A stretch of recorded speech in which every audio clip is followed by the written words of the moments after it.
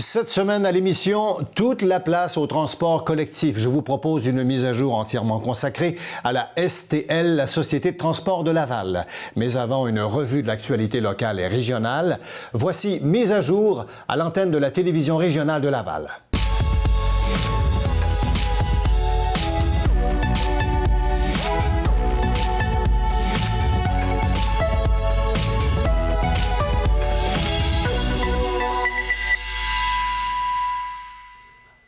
Ici Marius Brisson, je désire vous souhaiter la bienvenue à cette nouvelle mise à jour, un magazine de réflexion d'une trentaine de minutes, pendant lequel nous examinons un sujet d'intérêt en vous présentant différents points de vue. Aujourd'hui, nous allons parler d'une société qui fait parler d'elle, qui se distingue et qui innove à Laval, la STL, la Société de transport de Laval.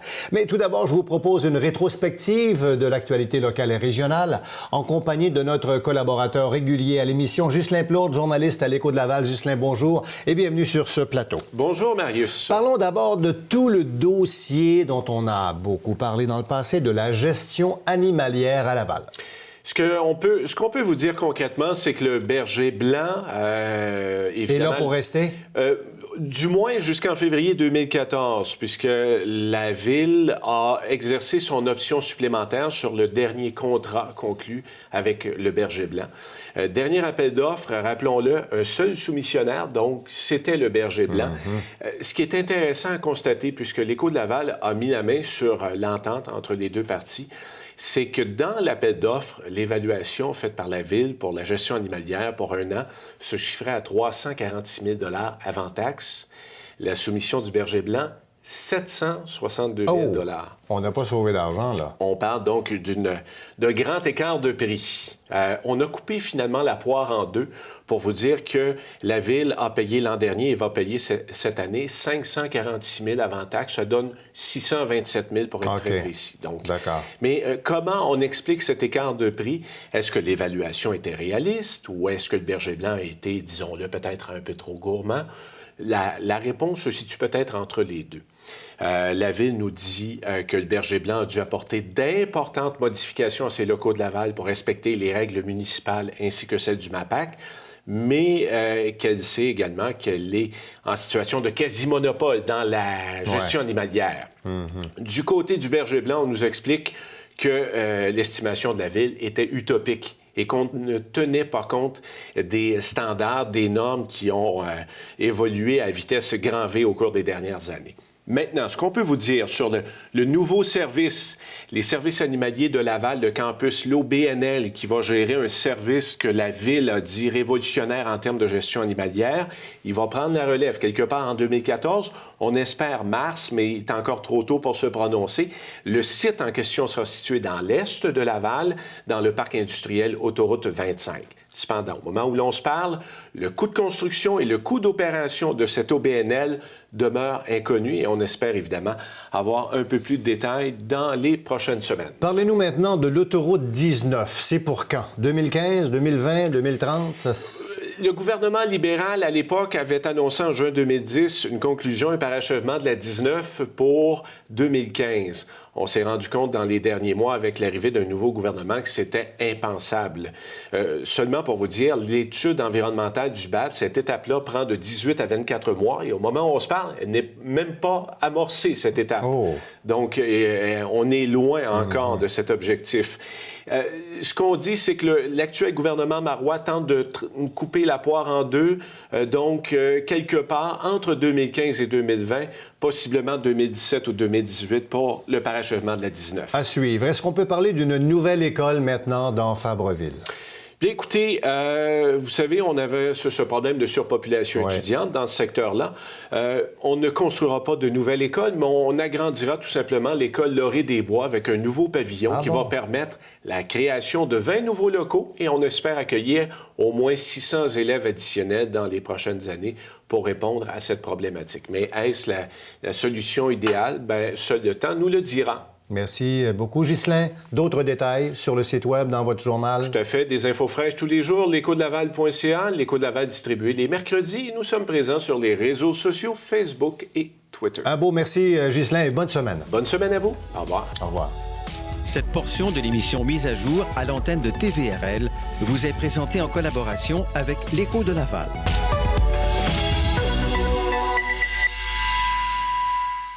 Cette semaine, à Mise à jour, nous avons décidé de braquer nos projecteurs sur une organisation lavalloise qui sert souvent de source d'inspiration à travers le Québec, mais surtout qui a mis le transport collectif au goût du jour à Laval. Grâce à son virage technologique, la STL, la Société de transport de Laval, confirme la place de choix qu'elle occupe parmi les autres sociétés de transport les plus performantes dans la province. Mes deux invités sur ce plateau, Mme Christine Gauvreau, qui est directrice de la planification à la STL, mais tout d'abord, nous recevons le directeur général de la Société de transport de Laval, M. Guy Picard. M. Picard, bonjour et bienvenue à l'émission. Bonjour. Plaisir de vous accueillir. Pour les gens qui sont un peu moins familiers avec votre parcours, rappelons-le donc d'où vous arrivez. Vous êtes directeur général de la STL. Vous étiez avant à la STL, dans le giron de la STL? Oui, j'avais depuis maintenant 5 ans que je suis à la STL. Mais je suis dans le domaine du transport depuis très longtemps. J'ai été pendant près de 18 ans à la STM et avant ça, j'étais dans un laboratoire de recherche, en fait, le centre de recherche sur les transports de l'Université de Montréal. Ah bon? Où j'ai piloté une équipe de modélisation de la demande. D'accord. Après mes études de doctorat en économie des transports. En économie des transports. Donc, vous avez baigné vraiment dans le transport collectif. Très longtemps. Bon, aujourd'hui, votre bébé, le joyau que vous avez entre les mains, je vais l'appeler comme ça, c'est quand même un joyau. Disons que c'est en plein développement, en tout cas, pour une ville où c'était pas facile, où on parlait pas beaucoup de transport en commun il y a 20 ans. La STL, aujourd'hui, c'est quoi en gros, là? Bien, la STL, en chiffres, c'est près de 800 employés, 120 millions de budget, 268 véhicules, une vingtaine de millions de déplacements par année. Mais c'est aussi une solution à toutes sortes de problèmes. Des problèmes de congestion, des problèmes de dépendance au pétrole, des problèmes de gaz à effet de serre. Oui. Et 3 stations de métro, évidemment, ça fait partie de vos véhicules. Votre obsession, on le sent quand on met le nez dans votre littérature, une hausse de l'achalandage, une baisse des gaz à effet de serre. Ça, c'est vraiment votre dada, ça. Tout à fait. On a un plan, on vient de déposer un nouveau plan stratégique qui va couvrir les 10 prochaines années. OK, ça nous amène jusqu'en 2022. Okay. Et dans ce plan-là, on a 2 grands objectifs. Le premier consiste à réduire les gaz à effet de serre émis par nos propres véhicules de 25 %. Donc ça vient appuyer l'objectif de diminution des gaz à effet de serre de 50 % du plan de mobilité durable de la Ville de Laval. Et on a un autre objectif qui consiste à augmenter de plus de 40 % notre achalandage. Ça, c'est quand même... Ce sont des objectifs que vous qualifieriez d'ambitieux ou de réalistes? Les deux? Les deux. Les deux, dans le fond. Ambitieux, oui, parce qu'il faut continuer à travailler très fort, mais en travaillant très fort, ça devient tout à fait réaliste. On sent que la STL fait parler d'elle. C'est une petite société quand même, relativement petite, par son innovation. Tout à fait. Ici, à Laval, il faut le dire, les gens peut-être ne le savent pas encore, mais on a quand même ce qu'on appelle le STL Synchro, la STL Synchro, c'est-à-dire que les gens peuvent voir en temps réel le déplacement des autobus. Oui, vous prenez votre téléphone cellulaire ou sur votre ordinateur et vous pouvez voir votre véhicule se déplacer. On peut vous donner, et non pas un horaire planifié, mais on peut vous donner l'heure d'arrivée de votre véhicule à la minute près. Et donc ça, c'est extrêmement apprécié de la clientèle. Et du jour où on a mis en place ce système-là, et on était les premiers à avoir un système de cette envergure-là au Québec, et on est encore les seuls pour présentement, bien, on a eu une hausse importante de notre satisfaction de notre clientèle. Donc, un de vos grands objectifs, augmenter l'achalandage, tout en diminuant les gaz à effet de serre. Donc, vous rencontriez, par ce seul virage technologique-là, vous alliez chercher davantage de clientèle. Oui, parce qu'on augmentait la satisfaction de la clientèle. Oui. Et c'est montré, en fait, dans toutes les industries, c'est la même chose, mais on a documenté ce phénomène-là. Une clientèle plus satisfaite, on a plus de chances de la conserver. Donc, en augmentant la satisfaction, du coup, on réussit à augmenter notre achalandage. Parce que là, il y a un lien qui a été créé directement avec les gens qui attendent l'autobus sur le coin de la rue, là. C'est que, dans le fond, ils voyaient, ils sentaient tout le mouvement le transport, là. Hein? En fait, ce qu'on fait avec un système comme Synchro, c'est qu'on élimine l'incertitude. C'est ça. Quand on attend son véhicule, même si le véhicule arrive 2 minutes en retard, ce qui est une performance tout à fait remarquable dans les conditions de congestion qu'on a, mais le client, lui, ne sait pas s'il est 2 minutes en retard, s'il est déjà passé ou s'il ne passera pas. Okay. Là, on enlève l'incertitude et c'est cette incertitude-là qui vient finalement donner une espèce de côté négatif à l'expérience et qui crée une insatisfaction. Et le contraire, crée de la satisfaction, donc de la loyauté, de la fidélisation vis-à-vis de nos autobus. Et là, on en est rendu à une deuxième étape. C'est-à-dire? Là, on travaille sur une deuxième génération d'outils d'information à la clientèle. OK. Ce qu'on donne présentement, c'est... En fait, ici, ça a été vu comme quelque chose de novateur, mais les systèmes qu'on a implantés, il y a 10 ans qu'on a ça en Europe.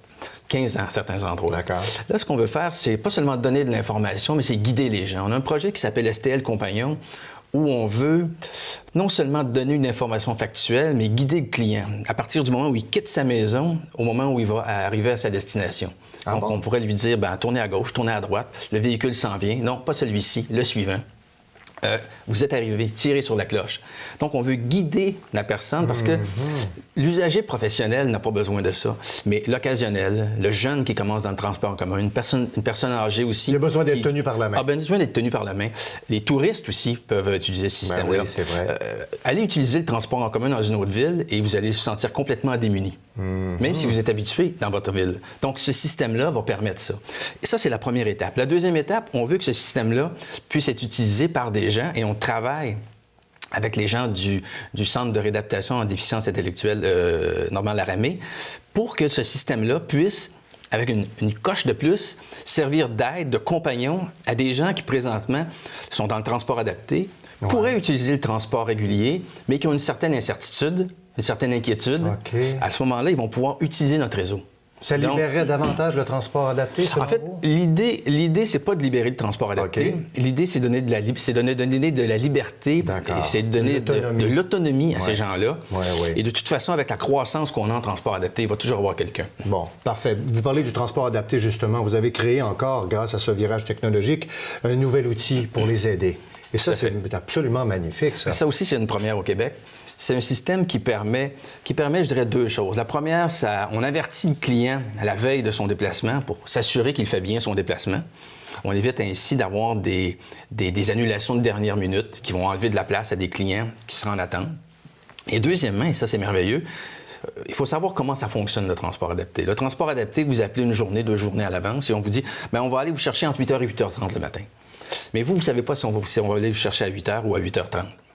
Donc, vous pouvez être prête à 8 h et attendre jusqu'à 8h30, ou vous pouvez décider de ne pas être prête. Puis quand le véhicule arrive, là, vous faites attendre tout le monde. OK. Ce que le système fait, c'est que 5 à 10 minutes avant l'arrivée du véhicule, il y a un appel téléphonique automatique qui se fait et on vous avise de l'arrivée imminente de votre véhicule. Donc, moins de perte de temps. Moins de perte de temps pour le client, moins de perte de temps pour le véhicule, moins de perte de temps pour les clients qui sont à bord du véhicule. Tout le monde y gagne.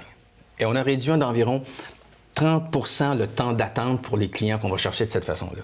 Ah, c'est incroyable. Ça, c'est intéressant aussi. Bon, bien, poursuivons dans cette veine-là, M. Picard.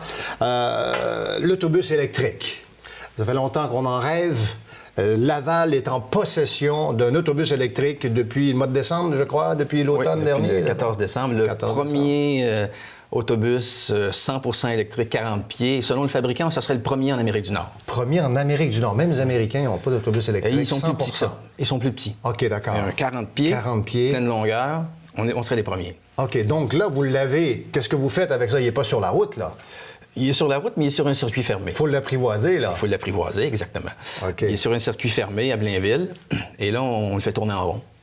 Et on regarde à quelle vitesse il se décharge, à quelle vitesse il se recharge, à quelle vitesse il se décharge, s'il roule vite, s'il roule moins vite, s'il fait des arrêts, s'il fait pas d'arrêt, s'il y a des simili-clients. En fait, on met des sacs de sable, on simule un achalandage avec chauffage, pas de chauffage. Donc, on évalue le véhicule, son comportement routier. L'hiver aussi, là, l'hiver, en fait, les conditions hivernales. Oh oui. Vous allez le confronter à une tempête de neige. On a eu une tempête cet hiver où le véhicule, les arrêts et les départs se faisaient avec, avec une adhérence qui était moins grande sur la piste. Donc, on a pu vraiment tester comment le véhicule se comportait. Et en avril, on devrait le sortir dans les rues de Laval, encore là, pour faire des tests. Et à la fin de l'été, on pourrait avoir là, des clients qui vont monter à bord du véhicule. D'ici là, on va le mettre en démonstration à quelques reprises à un terminus. Là. Je ne sais pas encore lequel, là, mais on va le montrer aux gens. Mais l'idée de ce véhicule-là, c'est de le tester parce qu'on sait que l'autonomie de ce type de véhicule-là est présentement pas assez grande pour qu'on puisse le mettre en service régulier. On parle de combien d'autonomie? Est-ce qu'on parle en termes de minutes, de kilométrage? Comment ça... En termes de kilomètres. Est-ce que vous le voulez avec ou sans chauffage? Mettons avec chauffage et air climatisé. Avec chauffage et air climatisé. Au maximum, là. Avec des arrêts fréquents. Bon, on peut peut-être faire 80-100 km, 80 km. Mais avec des arrêts moins fréquents, Ouais. Et avec le chauffage qui sont pas au maximum, on peut faire 100, 150, on peut se rendre jusqu'à 180 km. Donc, tout dépend des conditions d'utilisation. Est-ce qu'il doit atteindre un certain niveau d'efficacité avant que vous le lanciez sur le circuit? Comment ça va fonctionner? C'est-à-dire, est-ce qu'il doit performer? Est-ce qu'il doit vous offrir, par exemple, 120 km d'autonomie? Non. Vous n'avez pas de barre comme ça, nécessairement. Quand on l'a acheté, on savait ce qu'il faisait, et on teste, et ça fait ce qu'on pensait que c'était pour faire. Mais il faut tester le temps de recharge, et là, on regarde comment on pourrait faire pour insérer ce type de véhicule-là dans notre service, parce que nos véhicules peuvent faire 2, 3, 4, 500 km dans une journée, là, dépendant de... Oui. Donc, il y a toute une étude à faire. Et ce qu'on fait, et d'autres sociétés aussi de transport vont le faire, c'est d'étudier un type de technologie. D'autres vont étudier d'autres types. On va mettre ça en commun parce que l'électrification, c'est pas pour demain, mais c'est peut-être pour après-demain. Donc, on parle dans 5, 6, 7 ans.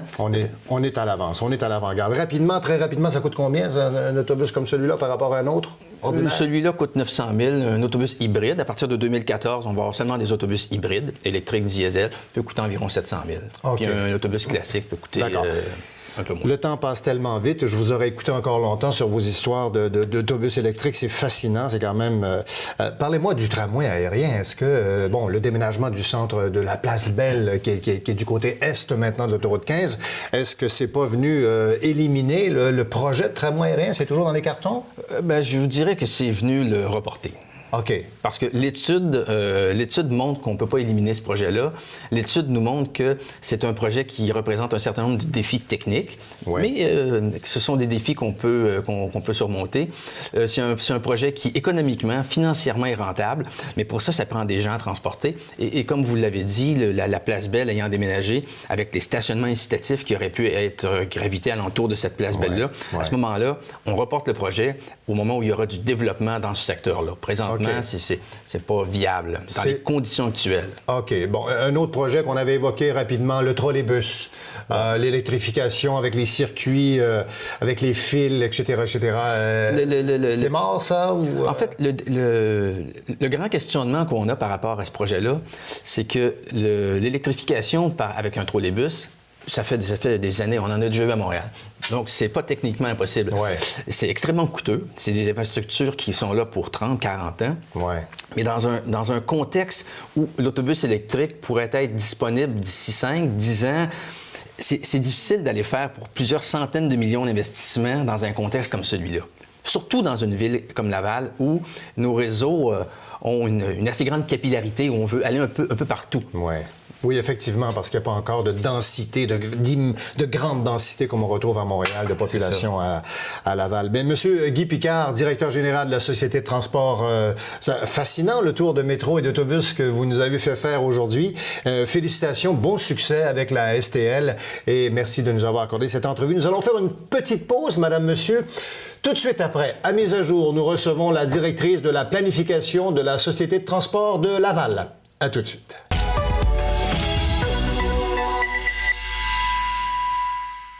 Nul doute que la Société de transport de Laval compte se positionner comme chef de file dans le domaine de la mobilité durable. Et ces deux grands défis, on l'a vu tout à l'heure, c'est augmenter l'achalandage, diminuer les gaz à effet de serre. La STL a déposé, on le sait, son plan d'affaires 2012-2015 et son plan stratégique jusqu'en 2022. On l'a vu tout à l'heure avec M. Picard. J'ai maintenant le plaisir de recevoir en studio la directrice de la planification de la STL, Mme Christine Gauvreau. Madame Gauvreau, bonjour et bienvenue à l'émission. Bonjour, M. Bresson. D'abord, si on parlait un peu de vous, là, rapidement au départ, pour les gens qui vous connaissent un peu moins, vous êtes de la boîte, de la maison? Vous êtes de la maison? Ça fait déjà maintenant presque 15 ans que je suis à la STL. Je l'ai été à titre de conseillère planification et développement pendant 13 ans. Et maintenant, c'est tout récent là, que je suis directrice du département de la planification. Félicitations. Bien, merci Bravo. beaucoup. Parlez-nous de la Société de transport de Laval aujourd'hui. Où sommes-nous rendus? Si vous permettez, j'aimerais ça qu'on revienne à un événement qui a été vraiment important pour le réseau de transport de la STL. C'est l'arrivée du métro. Je pense que vous l'avez évoqué un petit peu plus tôt. Ça a été majeur. Ça a été un exercice important qu'on a fait de révision de notre service. On a examiné nos lignes, nos circuits. On a voulu les rendre plus performants, plus rapides. Et ça a été fait surtout en les redressant, parce qu'au fil des ans, les circuits d'autobus, inévitablement, souvent, ils vont faire des détours pour aller chercher des nouveaux développements qui se font à gauche et à droite. Et quand on a l'opportunité d'avoir un événement majeur comme le métro qui arrive à Laval, bien, on se donne la possibilité de redresser plusieurs lignes pour faire en sorte que le temps de parcours est plus performant. Donc, c'est un exercice en profondeur, si vous voulez, qu'on a fait d'examen de notre réseau quand le métro est arrivé à Laval. C'était un impact majeur, 3 nouvelles stations de métro quand même. Est-ce que ça veut dire que ça a augmenté substantiellement la fréquentation des autobus? Dans les faits, au jour 1 de l'arrivée du métro, ça a été l'inverse qui s'est produit. On a perdu de l'achalandage sur nos autobus parce que là où les stations de métro arrivaient, c'était vraiment dans le cœur... les gens prenaient le métro, évidemment. C'est ça, de l'achalandage qu'on avait. Donc, les gens marchaient directement au métro. Donc, nous, on a vécu une baisse d'achalandage de 8 %. Mais dès l'année suivante, on est reparti avec une augmentation d'achalandage de 6 %. Donc, c'est la preuve que notre réseau était quand même performant. Mais comme tel, associé au métro, il y a eu une petite baisse d'achalandage. Parce que ce que vous voulez, c'est vraiment inculquer cette espèce de culture de la mobilité durable. Et ça, c'est peut-être pas pour aujourd'hui, j'allais dire, mais c'est pour aujourd'hui, oui, mais c'est pour le futur. Oui, tout à fait. En fait, ce qu'on veut faire aussi, c'est être intimement lié au nouveau développement résidentiel qui arrive à Laval. Donc, on travaille conjointement avec les gens de la ville. Et quand il y a un nouveau développement qui se pointe, qui voit le jour, je pense par exemple dans le secteur Saint-François, là où le pont de la 25 a ouvert, on attend beaucoup de développement dans cet endroit-là. Donc, nous, on travaille avec les gens de la ville de Laval à s'assurer qu'il y a des axes importants dans ce secteur-là où on est capable de circuler rapidement et comme ça d'être capable d'avoir une meilleure desserte et offre de service. Et il y a aussi des axes de fréquentation qui sont réservés, dont vous voulez augmenter l'achalandage. Je pense entre autres à P9, je pense à l'autoroute des Laurentides. Hein? Oui. En fait, les deux que vous venez d'évoquer... C'est le boulevard des Laurentides ou l'autoroute? Il y a les deux, en fait. Sur P9 et sur l'autoroute de la 15, il y a des projets de voies réservées qui sont prévus là, mais c'est plus des projets métropolitains qui sont ceux de l'AMT. Nous, on y participe évidemment, mais c'est l'AMT qui est maître d'œuvre, si on veut, dans ces projets-là. Nous, dans notre plan stratégique, on a identifié des axes qui sont plus locaux à Laval, sur lesquels on voudrait avoir des mesures préférentielles, des voies réservées, des feux chandelles qu'on appelle, qui permettent aux autobus de pouvoir avoir une certaine priorité. Et ces axes-là, c'est le boulevard des Laurentides, c'est le boulevard Corbusier, c'est le boulevard Concorde, Notre-Dame, Curé-Labelle. Disons que ça, c'est les principaux. Là. Mais tous les grands axes de Laval, idéalement, nous, on aimerait pouvoir circuler rapidement. Vous aimeriez avoir une ligne réservée à la STL? Bien, si c'est possible, on aimerait, oui. Mais on comprend qu'on est avec des automobilistes qui, eux aussi, veulent pouvoir se déplacer. Là. Mais il y a moyen de faire en sorte que la performance des autobus soit meilleure. C'est ce que vous appelez l'autobus à haut niveau de service, de rendement, d'efficacité? En fait, c'est un acronyme, c'est BHNS, ça veut dire bus à haut niveau de service. On est en mesure de mettre un haut niveau de service sur des axes quand on a des mesures préférentielles comme des voies réservées et des feux de circulation adaptés.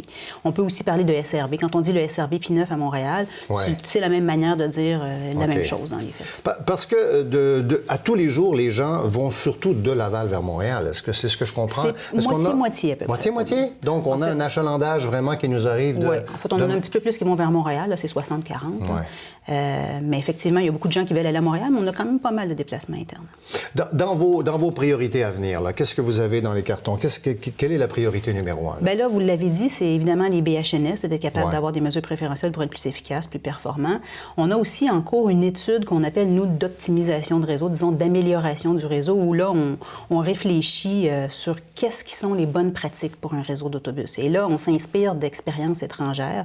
On regarde ce qui se fait à York, en Ontario, ce qui se fait à Portland, aux États-Unis, et à Lausanne aussi.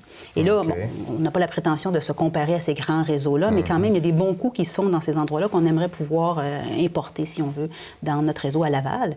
Donc, on examine ce qui se passe ailleurs. Des bons coups comme quoi? Donnez-nous une petite idée. Bien, des bons coups, souvent, c'est comme, je vous dirais, bien, il y a pas mal de ça. La manière de payer ou je ne sais Oui, il y a de la tarification, il y a toutes sortes de voies réservées, de mesures préférentielles, j'y reviens tout le temps, mais c'est beaucoup de ça, la recette gagnante. Dans les faits, c'est d'avoir des bonnes conditions qui permettent de rendre l'autobus compétitif par rapport à l'automobile. Qu'est-ce qui fait que la Société de transport de Laval réussit à se distinguer? Petite société, pas facile au début, le transport en commun. On ne parlait pas de transport en commun à Laval. On parlait d'une ville dortoir avec les familles qui avaient 2-3 voitures. Alors, on est rendu loin, on a avancé, on a fait un pas de géant, là. Bien, je pense que c'est beaucoup le dynamisme que la STL fait preuve, là, qui nous met sur la carte, si on veut. Le virage techno, entre autres. Oui, bien voilà, ça en a été un excellent coup. qui est arrivé. Oui, c'est d'être à l'avant-garde, c'est de ne pas avoir peur de se lancer dans certains projets, d'en faire aussi des prototypes puis des exercices, des projets pilotes pour apprendre, pour après aller un petit peu plus loin là, avec ces différentes Bon, choses. vous êtes dans le secret des dieux, là. Vous êtes directrice de la planification de la Société de transport de Laval, pardon. Est-ce qu'on peut vous demander s'il y aura d'autres stations de métro à Laval? Oui, vous pouvez me le demander. Oui. Bon, ben alors je le fais. Oui, c'est ça. Dans les faits, vous n'êtes pas sans savoir, c'est l'AMT dans les faits qui a un bureau de projet là-dessus. Et eux examinent la pertinence de prolonger la bleue ou de prolonger la orange ou de prolonger la jaune. En fait, c'est des projets métropolitains. Ouais. Et là, c'est en cours. Donc, moi, je peux pas... Non, en fait, je n'ai pas de scoop à vous donner ici, mais c'est sûr que nous, à Laval, on est très intéressés à avoir d'autres stations de métro, surtout dans l'ouest de la partie lavalloise. Près de l'autoroute 13, là. Oui, exactement. Dans ce Qui nous secteur-là, amènerait jusqu'à Saint-Laurent, c'est le prolongement de la dans le fond. 2 ouest, dans les faits dont on parle. Sauf que c'est des travaux qui sont très, très longs. Hein. C'est juste de les construire, de faire les chantiers comme tels, c'est quand même assez long. C'est pour ça que nous, on mise plus sur notre réseau d'autobus à court, moyen terme. Et quand le métro arrivera, on sera prêt aussi à l'accueillir. Tramway aérien aussi qui s'en vient, en fait, Oui. qui est toujours dans les cartons, là. Oui, tout à fait. Dès que les développements urbains sont au rendez-vous, le tramway aérien pourrait suivre parce qu'effectivement, c'est un mode assez intéressant. Et on réussit comme ça à se distinguer. Les gens qui empruntent la Société de transport à Laval, ce sont des clients satisfaits? Oui, dans l'ensemble, effectivement, ce sont des clients très satisfaits. On est à 76 de satisfaction. Quel est le reproche qu'on vous fait, là? Bon, parlons des moins bonnes nouvelles. Là. On peut quand même en un parler. peu l'évoquer. Quels sont les points sur lesquels vous devez vous améliorer? Souvent, ça va être la fréquence. On va nous dire qu'il y a un manque de fréquence. Ouais. On voudrait plus de fréquence. Et nous, honnêtement... Le territoire est tellement étendu. C'est ça. On voudrait en donner plus, c'est clair. Mais effectivement, le territoire qui est à couvrir est très, très grand et c'est pas évident non plus de mettre... Ce service-là supplémentaire, ça a quand même un coût aussi. Là. Donc, c'est d'être capable de mettre le meilleur service avec les budgets qu'on a. Là. Mais en même temps, les gens savent maintenant à quelle heure arrive le bus. Donc, se sont rassurés davantage, comme disait M. Picard tout à l'heure. Il y a moins d'incertitude. Oui, tout à fait. On a mis les conditions, dans le fond, avec le service qu'on a, on a mis les meilleures conditions pour connaître les heures de passage de nos autobus. Donc, je pense que c'est... Qu'est-ce qu'on devrait surveiller dans les prochains mois? La STL, rapidement, en terminant? Bien, je vous dirais, dans les prochains mois, nous, on travaille activement sur l'implantation, en fait, l'étude de faisabilité d'un BHNS sur Corbusier. C'est notre priorité dans les prochaines années. Qui est? Bus à haut niveau de service. Donc, quelles Parfait. seraient les bonnes conditions sur l'axe Corbusier pour être performant et...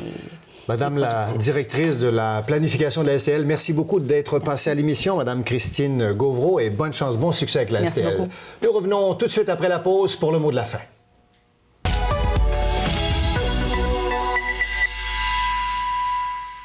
Voilà pour cette plus récente édition de Mise à jour, présentée en première diffusion mercredi 19h à l'antenne de TVRL, Canal 9, Ma TV. Si vous voulez revoir nos émissions, consulter les journaux locaux, appelez-nous ou encore aller sur le site Web. Et puis pour voir l'émission depuis votre site Web, vous cliquez sur Web Télé et vous allez sur MAJ pour Mise à jour. Ici Marius Brisson, au nom de toute l'équipe de TVRL, bonne semaine.